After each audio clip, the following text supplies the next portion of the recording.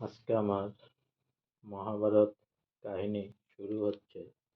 কুম্ভী তখনই মনে মনে স্থির করে ফেললেন যে সন্তানের জন্ম হলে তিনি সবার অলক্ষ্যে সেই সন্তানকে নদীর জলে ভাসিয়ে দেবেন। শেষ পর্যন্ত তাই করলেন। তিনি যেদিন পুত্র প্রসব করলেন সেদিনই তিনি একটি পাত্রে শিশুকে শুইয়ে যমুনার জলে ভাসিয়ে দিলেন।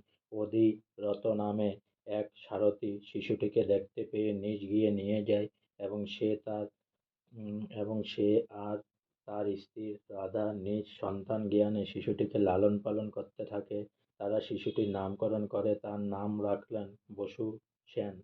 এই বসু সেনই পরে কর্ণ নামে খ্যাত হন। কর্ণ যে কুম্ভীর নন্দন তা সকলের অগোচরেই রয়ে গেল। অধিরথ সূতের পুত্র হিসাবে তিনি সকলের কাছে পরিচিত হলেন। এমনকি তিনি নিজেও নিজের আসল পরিচয় জানলেন না।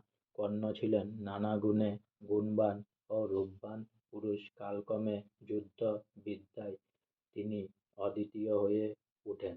আজকে আমার মহাভারতের পাঠ এখানেই শেষ হলো।